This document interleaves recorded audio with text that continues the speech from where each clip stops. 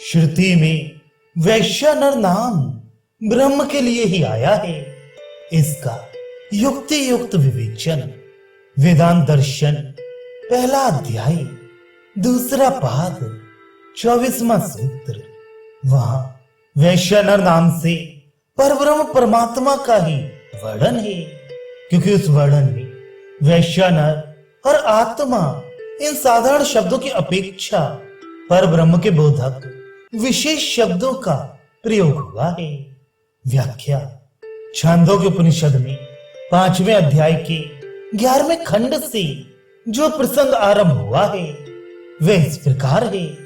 प्राचीन शाल, सत्य यज्ञ, इंद्रधुम्न, जन तथा बुढ़िल ये पांचों ऋषि श्रेष्ठ गृहस्थ और महान वेदवेत्ता थे। इन्होंने एकत्र होकर परस्पर विचार किया कि हमारा आत्मा कौन है और ब्रह्म का क्या स्वरूप है।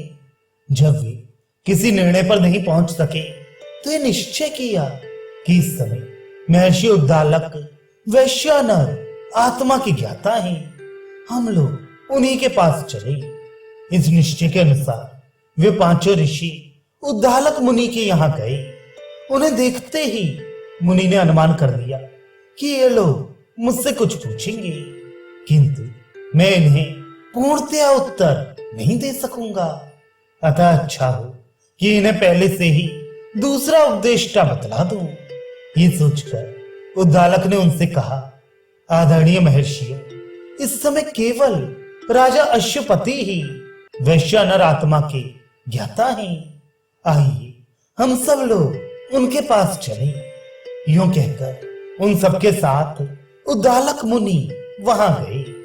राजा ने उन सबका यथोचित सत्कार किया और दूसरे दिन उनसे यज्ञ में सम्मिलित होने के लिए प्रार्थना करते हुए उन्हें पर्याप्त धन देने की बात कही। इस पर उन महर्षियों ने कहा, हमें धन नहीं चाहिए, हम जिस प्रयोजन से आपके पास आए हैं वही दीजिए। हमें पता लगा है कि आप वैश्वानर आत्मा को जानते हैं, उसी का हमारे लिए उपदेश करें। राजा ने दूसरे दिन उन्हें अपने पास बुलाया और एक एक से क्रमशः पूछा, इस विषय में आप लोग क्या जानते हैं? उनमें से उपमन्यु पुत्र प्राचीन शाल ने उत्तर दिया, मैं ध्रुलोक को आत्मा समझकर उसकी उपासना करता हूं। फिर सत्ययज्ञ बोले, मैं सूर्य की उपासना करता हूं। इंद्रधुम्न ने कहा, मैं वायु की उपासना करता हूं। जन ने अपने को आकाश का और बुढ़िल ने जल का उपासक बताया। इन सब की बात सुनकर राजा ने कहा, आप लोग उस विश्व के आत्मा वैश्वानर की उपासना तो करते हैं, परंतु उसके एक एक अंग की ही उपासना आपके द्वारा होती है। अतः ये सर्वांग पूर्ण नहीं है, क्योंकि इस विश्व के आत्मा वैश्वानर का ध्रुलोक मस्तक है, सूर्य नेत्र है, वायु प्राण है, आकाश शरीर का मध्य भाग है, जल बस्त स्थान है, पृथ्वी दोनों चरण है, वेदी वक्ष स्थल है, धर्म लोम है, गारपत्य अग्नि हृदय है, अनवाहार्य पचन अग्नि मन है और आहवनीय अग्नि मुख है। इस वर्णन से मालूम होता है कि यहाँ विश्व के आत्मा रूप विराट पुरुष को ही वैश्वानर कहा गया है, क्योंकि इस प्रकरण में जठराग्नि आदि के वाचक साधारण शब्दों की अपेक्षा पर ब्रह्म के वाचक विशेष शब्दों का जगह जगह प्रयोग हुआ है। इसी बात को दृढ़ करने के लिए दूसरा कारण प्रस्तुत करते हैं। 25वां सूत्र। स्मृति में जो विराट स्वरूप का वर्णन है वह मूलभूत श्रुति के वचन का अनुमान कराता हुआ वैश्वानर के परमेश्वर होने का निश्चय करने वाला है। इसलिए इस प्रकरण में वैश्वानर परमात्मा ही है। व्याख्या महाभारत शांति पर्व में कहा है, अग्नि जिसका मुख, ध्रुलोक मस्तक, आकाश नाभि, पृथ्वी दोनों चरण, सूर्य नेत्र तथा दिशाएं कान है, उस सर्वलोक स्वरूप परमात्मा को नमस्कार है। इस प्रकार इस स्मृति में परमेश्वर का अखिल विश्व के रूप में वर्णन आया है। स्मृति के वचन से उसके मूलभूत किसी श्रुति का होना सिद्ध होता है। उपर्युक्त छांदोग्य श्रुति में जो वैश्य नर के स्वरूप का वर्णन है, वही पूर्वोक्त स्मृति वचन का मूल आधार है।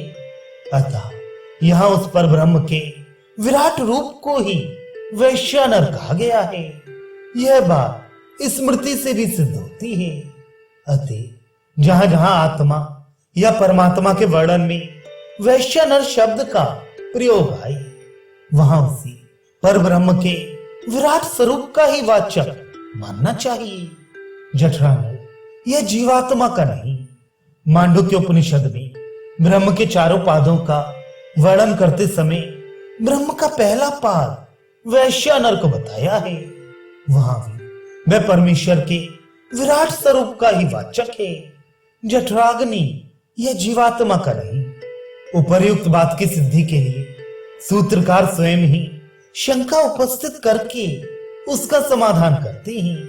26वां सूत्र, यदि कहो शब्द आदि हेतुओं से अर्थात अन्य श्रुति में वैश्य नर शब्द अग्नि के अर्थ में विशेष रूप में प्रयुक्त हुआ है और इस मंत्र में गार्हपत्य आदि अग्नियों को वैश्य नर का अंग बताया गया है।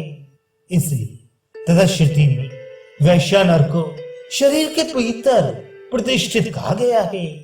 इसलिए भी यह वैश्य नर शब्द परब्रह्म परमात्मा का वाचक नहीं है। तो यह कहना ठीक नहीं है, क्योंकि वहां वैश्य नर में ब्रह्म दृष्टि करने का उद्देश्य है। इसके सिवा केवल जठरानल का विराट रूप में वर्णन होना संभव नहीं है। इसलिए तथा इस वैश्य नर को पुरुष नाम देकर भी पढ़ते हैं। इसलिए उक्त प्रकरण में वैश्य नर शब्द पर ब्रह्म का ही वाचक है। यदि कहो कि अन्य श्रुति में ऐसा कहा है कि जो इस वैश्य नर अग्नि को पुरुष के आकार का तथा पुरुष के भीतर प्रतिष्ठित जानता है, इस प्रकार वैश्य नर शब्द अग्नि के विशेषण रूप से प्रयुक्त हुआ है। तथा जिस श्रुति पर विचार चल रहा है, इसमें भी गार्हपत्य आदि तीनों अग्नियों को वैश्य नर का अंग बताया गया है। इसी प्रकार भगवत गीता में भी कहा है कि मैं ही वैश्य नर रूप से प्राणियों के शरीर में स्थित हो 4 प्रकार के अन्न का पाचन करता हूं। इन सब कारणों से यहाँ वैश्य नर के नाम से जठराग्नि का ही वर्णन है, परमात्मा का नहीं। तो यह कहना ठीक नहीं है, क्योंकि शतपथ ब्राह्मण की श्रुति में जो वैश्य नर अग्नि को जानने की बात कही गई है, वह जठराग्नि में ब्रह्म दृष्टि कराने के उद्देश्य से ही है।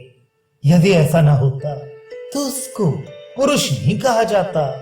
तथा श्रीमद् भागवत गीता में भी जो वैश्य नर अग्नि को सब प्राणियों के शरीर में स्थित बताया है, वहां भी उसमें परमात्म बुद्धि कराने के लिए भगवान ने अपनी विभूति के रूप में ही कहा है। इसके सिवा जिस पर विचार चल रहा है, उस श्रुति में समस्त ब्रह्मांड को वैश्य नर का शरीर बताया है। सिर से लेकर पैरों तक उसके अंगों में समस्त लोकों की कल्पना की गई है। ये जठराग्नि के लिए असंभव भी है। एवं शतपथ ब्राह्मण में तथा यहाँ भी इस वैश्य नर को पुरुष के आकार वाला और पुरुष कहा गया है, जो कि जठराग्नि के उपयुक्त नहीं है। इन सब कारणों से इस प्रकरण में कहा हुआ वैश्य नर परब्रह्म परमेश्वर ही है, जठराग्नि या अन्य कोई नहीं। इस प्रसंग में पृथक पृथक उपास्य रूप से आए हुए देव, आदित्य, वायु, आकाश, जल तथा पृथ्वी भी वैश्य नर नहीं है, ये सिद्ध करने के लिए कहते हैं। 27वां सूत्र, उपर्युक्त कारणों से ही यह भी सिद्ध होता है कि ध्यो सूर्य आदि लोकों की अधिष्ठाता देवगण और आकाश आदि भूत समुदाय भी वैश्य नर नहीं है। व्याख्या। उक्त प्रकरण में देव, सूर्य आदि लोकों की तथा आकाश, वायु आदि भूत समुदाय की अपने आत्मा के रूप में उपासना करने का प्रसंग आया है। इसलिए सूत्रकार स्पष्ट कर देते हैं कि पूर्व सूत्र में बताए हुए कारणों से यह भी समझ लेना चाहिए कि उन लोगों के अभिमानी देवताओं तथा आकाश आदि भूतों का भी वैश्य नर शब्द से ग्रहण नहीं है, क्योंकि समस्त ब्रह्मांड को वैश्य नर का शरीर बताया गया है। ये कथन ना तो देवताओं के लिए संभव हो सकता है और ना भूतों के लिए ही। इसलिए यही मानना चाहिए कि जो विश्व रूप भी है और पुरुष भी, वह वैश्य नर है। इस व्युत्पत्ति के अनुसार परब्रह्म परमेश्वर को ही वैश्य नर कहा गया है। पहले 26वें सूत्र में यह बात बताई गई है कि शतपथ ब्राह्मण के मंत्र में जो वैश्य नर अग्नि को जानने की बात कही गई है, वह जठराग्नि में ब्रह्म दृष्टि कराने के उद्देश्य से है। इससे ऐसा प्रतीत होता है कि शालग्राम शिला में विष्णु की उपासना के सदृश यहाँ वैश्य नर नामक जठराग्नि में परमेश्वर की प्रतीकोपासना बतलाने के लिए वैश्य नर नाम से उस पर ब्रह्म का वर्णन है। अतः इस पर सूत्रकार आचार्य जैमिनी का मत बतलाते हैं। 28वां सूत्र। वैश्य नर शब्द को साक्षात पर ब्रह्म का वाचक मानने में भी कोई विरोध नहीं है, ऐसा आचार्य जैमिनी कहते हैं। व्याख्या। आचार्य जैमिनी का कथन है कि वैश्य नर शब्द को साक्षात विश्व रूप परमात्मा का वाचक मानने में कोई विरोध नहीं है। अतः यह जठराग्नि को प्रतीक मानकर उसके रूप में परमात्मा की उपासना मानने की कोई आवश्यकता नहीं है। उपर्युक्त सूत्रों द्वारा यह बात सिद्ध की गई कि वैश्य नर नाम से इस प्रकरण में परब्रह्म परमात्मा का ही वर्णन किया गया है, परंतु निर्विकार, निराकार, अव्यक्त परब्रह्म परमात्मा को इस प्रकार साकार विराट रूप में देश विशेष से संबद्ध बतलाना किस अभिप्राय से है? निर्गुण निराकार को सगुण साकार बताना विरुद्ध सा प्रतीत होता है। इसका समाधान अगले प्रकरण में करेंगे।